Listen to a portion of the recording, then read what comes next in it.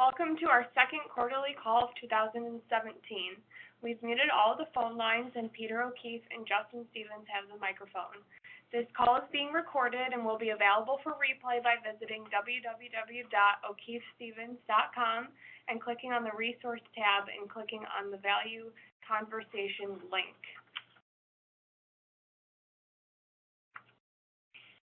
Before we get started, we must remind you that the purpose of today's call is educational, and the material presented is publicly available information from sources believed to be reliable. The information in these materials may change at any time and without notice. Furthermore, this presentation is not intended to provide specific advice to any individual's personal circumstances. You should consult with your accountant, attorney, or financial advisor based on your individual situation. This call will be available for replay on the O'Keefe Stevens Advisory website located under the Resources tab. Please contact us if you would like a link to the recording of this call or any previous calls. Thank you, Carly, and thank you for joining us on the call today. Our format for today's call will be similar to our previous calls. First, we want to present some broader thoughts on the overall economy and the market. We have an interesting quote from Barron's to shed some light on the current market situation. Next, we want to share another portion of our investment process. This time, we're going to talk specifically about buying and selling opportunities. We have a visual aid to help distill our thought process into a simple visual example of how the process works. As always, Peter will talk through a few of our current investments. This time, we're going to discuss Arcos Dorados, Tanger Factory Outlets, and we will provide an update on Sears Holdings, which we last discussed on our November 2016 quarterly call. And then finally, we'll answer some questions we had not received any questions prior to the call. As a reminder, we'd invite you to contact us with your questions prior to these calls so that we can address them in the group format. If you do happen to send us a question that's more suited for a personalized response, we will answer you directly. The open question and answer format at the end of this call has not been utilized on the last several calls, so we're switching to this format where we will only address questions that have been pre-submitted in order to respect everyone's time at the end of the call. You can email anyone on our team your questions up to a day in advance of our quarterly calls. The quote for the market commentary portion of today's call came from the May 15th, 2017 issue of Barron's. The quote by Goldman Sachs read, "A market with no volatility has no upside either." If you remember back to mid-May, the market was incredibly calm during the month. Almost everything was enjoying a slow and steady rise in price, and volatility, as measured by the VIX, or the volatility index, was at record lows. The comment strikes me as intriguing because of the truth behind it. The facts about volatility are so seldom addressed by mainstream media in good times like these, yet they're almost never spoken about in down markets when panic is high. I think the quote is a good reminder that volatility is the price we pay for higher returns from our investments. While investors tend to favor these low volatile time periods in the market, it's oftentimes like these that produce some of the lowest returns on investment. Given our current circumstances, we're finding it very difficult to fully invest new money and have even gone so far as to reposition to a heavier cash position. We know that volatility will come back, and when it does, we'll welcome it with readily available cash to deploy into great businesses that we already own or new positions that trade at discount prices. The old adage, buy low, sell high, still applies, and we can improve upon it with a Tom Petty quote, "The waiting is the hardest part." Our process of identifying great investments trading at discount prices is yielding very few results in today's market, but we continue to do our research, and when the price is right, we'll move and be happy to have waited for the right prices. And that leads us nicely into our next slide, which illustrates our optimal buying opportunities. The image on the screen shows a graph that we have incorporated into our security analysis. Peter and I actually identify where every company we purchase or sell lies on this chart to compare our thoughts on the business value compared to its price. On the y-axis of the graph, we have the public market valuation, otherwise known as the price of the stock. On the x-axis, we have the business quality or fundamentals gauge of the stock. And we sometimes refer to this as the financial strength of the business. We title this graph Buying Improvement at a Discount, and we've drawn an S-curve to illustrate the trend line where most companies typically gather when it comes to this relationship between price and value. You'll see that as a company's financial strength increases, the price in the public market typically rises. It makes sense if you think about it. People are willing to pay more for high-quality businesses, and the lower the quality, the less they're willing to pay. However, as you see on the chart, sometimes we find variances between price and value. Companies do not always trade right on this line. In fact, we can often find businesses that trade at a premium price or even discounted prices relative to their financial strength. This happens for a variety of reasons, and it's a little bit outside of the scope of today's talk. But what I want you to pay attention to is the highlighted green box that is labeled optimal buying opportunities. Our ideal purchases fall within this box. The common trait of the companies we're buying is the price of the stock is less than the businesses of similar qualities. In fact, the quality of the business may be very high, yet for whatever reason, the company trades at a price of much lower quality businesses. We call these our optimal purchases. What we expect will happen is that the market for this business will improve as the company produces results and other market participants recognize the outsized results relative to the price being paid for the business. As price improves, the company may move out of this optimal buying zone. However, we still have a ways to go before it's time to sell that company. So the next slide, we've illustrated our optimal sell zone. The graph is laid out the same way as the previous slide, except we've adjusted the parameters to focus on when we want to sell. Now, as price improves in the securities we own, we may find that businesses trade in excess of their actual value, and we measure this relative to their peers. When this happens, we have a couple of options on what we want to do with our stock. The first option is typically the best option. We can continue to own the company if it's a great business that still produces value and should continue to do so for many years to come. By continuing to hold on to a company, we avoid having to pay gains on the sale of the stock, and if it is in fact a great business, we should continue to see outsized returns, although they may be less than the initial gains we saw when we first bought it. The second option is utilized more sparingly and only in times when great values exist elsewhere in the market. It's in this option that we would want to sell because we can identify candidates, and hopefully there's multiple ones, in the buy zone that we previously covered. These companies should have significantly better long-term prospects than the appreciated stock we're holding in the appreciated businesses we own trading in the optimal sell opportunity zone. If a stock ever became severely disconnected between price and value, we would be able to justify a sale quite easily. However, just because a company has risen in price, and sometimes even dramatically in price, it does not always put us in a prime position to sell.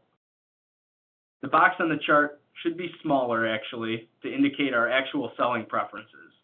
It's not that we don't want to sell, but we know that long-term holding periods of great businesses can produce huge returns for investors who are patient.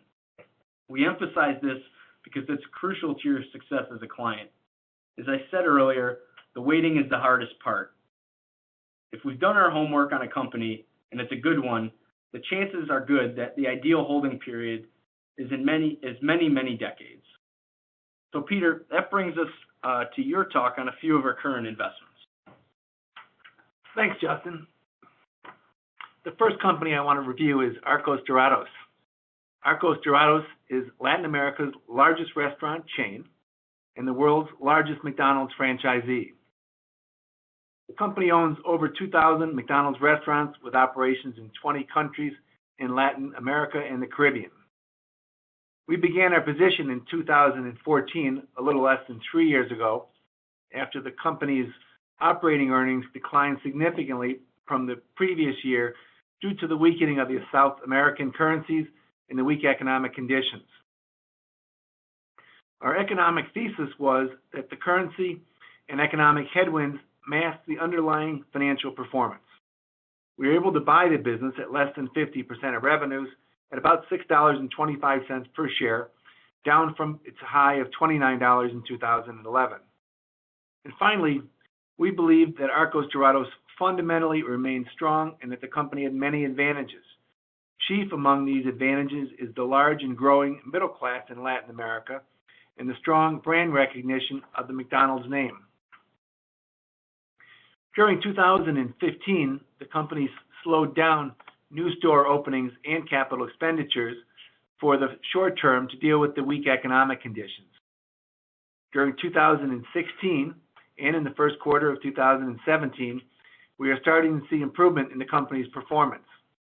In 2016, while revenues declined about 4% to about $3 billion, the net income rose to $79 million, up from a loss of $52 million in 2015.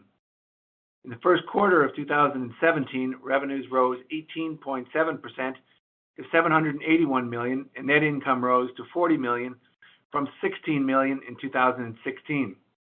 We continue to believe Arcos Dorados will be an excellent long-term holding because of the improving demographics for consumer discretionary spending businesses in South America and its discounted price. Next, I want to discuss a real estate investment trust that we've been adding to. Tanger Factory Outlets owns and operates 36 outlet shopping malls along the East Coast of the United States and in Canada. Additionally, they have 8 joint ventures with other investors, including the 4 outlet centers in Canada. Stanley Tanger, the company's founder, entered the outlet business in 1981. Prior to founding the company, Stanley and his son, Stephen, the former president and current CEO, built and managed a successful family-owned apparel manufacturing business, Tanger Creighton, which included the operation of 5 outlet stores. Based on their knowledge of the apparel and retail industries, as well as experiencing their operations of Tanger Creighton's outlet stores, they recognized there would be a demand for outlet centers where a number of manufacturers could operate in a single location and attract a large number of shoppers. In June of 1993, Tanger completed its initial public offering, making Tanger Factory Outlet the first publicly traded outlet center company.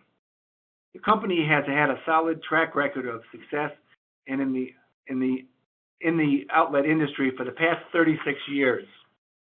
Over the past 10 years, assets have more than doubled from $1 billion in 2007 to $2.5 billion in 2016.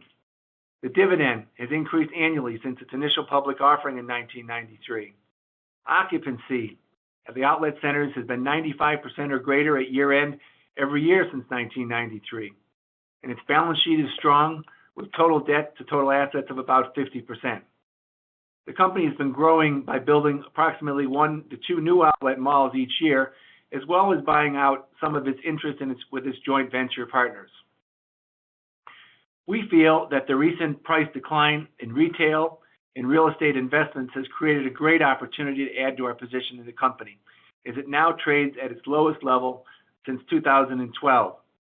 In support of this thesis, Tanger recently announced a $125 million share buyback that would be enough to repurchase 5 million shares, or 5% of the outstanding shares.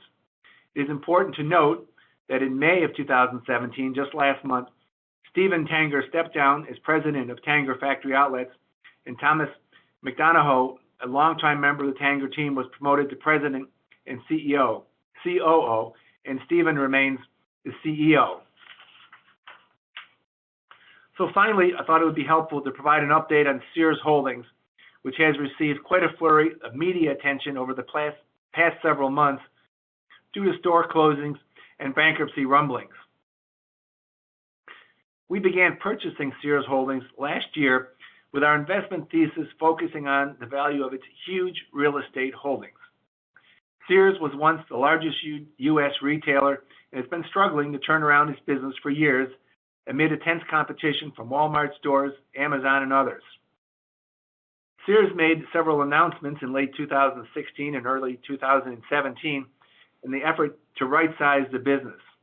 Among these are the sale of its Craftsman tools to Stanley Black & Decker for $775 million, the closing of 150 unprofitable stores in 2017 on top of the roughly 235 stores that were closed in 2016. They've been selling certain properties within the company's real estate holding, and in March, the company raised doubts about their ability to continue as a going concern. And just earlier this week, Sears announced plans to cut 400 of its employees at its corporate headquarters and close an additional 66 more stores. Despite the reduction of the company's assets, we still believe there is much left, and the company is fixing its cash drain. We continue to believe Sears Holdings offers significant value in a liquidation event. We paid pennies on the dollars for the assets of a financially troubled business. Although the asset base is shrinking, our margin of safety remains high. Our feeling is that patience will prevail and that Sears will provide a positive outcome once the operations of the business stop becoming a drain on the asset base. Sears is a good example of our different view that many other investors have. Carly? And with that, we're going to wrap up the recorded portion of the call. We did not receive any questions for today's call, and as a reminder for future calls, you can send in your questions in advance of the call to any member of our team. We look forward to addressing your future investment questions on these calls, and thank you for tuning in to our commentary on the market and your investments. Thanks again for your time today. This call will be available for replay within 24 hours at www.o'keefestevens.com.